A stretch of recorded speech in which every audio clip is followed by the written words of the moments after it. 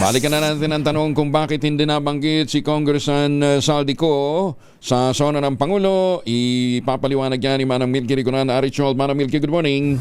Nalimutan ni Pangulong Bongbong Marcos na banggitin si dating Ako Bicol Party List Representative Elizalde Co sa kanyang State of the Nation address.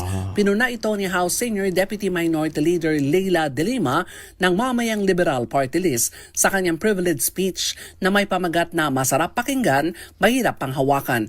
Ayon kay De Lima, kulang ang issue ng flood control project scam kung hindi mababanggit ang pangalan ni Co. Ito ay sa harap ng patong-patong naman na mga kaso na planong isampa ng ombudsman kay dating House Speaker Martin Romualdez. Naukulangan si De Lima ng hindi pagbanggit ng Pangulo kay Zaldico na pangunahing sangkot sa pinakamalaking katiwalian sa ilalim ng Marcos Jr. administration. Sabi ni De Lima, malaking bagay kung meron sanang update ang Pangulo sa pagtugis kay Co. Kwenestyon din ni De Lima ang hindi pag-usad ng kanilang panukalang Independent Commission Against Infrastructure Corruption. Naniniwala si De Lima na malaking tulong sana ito para mabilis at mabisang investigasyon sa flood control scandal kapag naisabatas ang naturang panukala.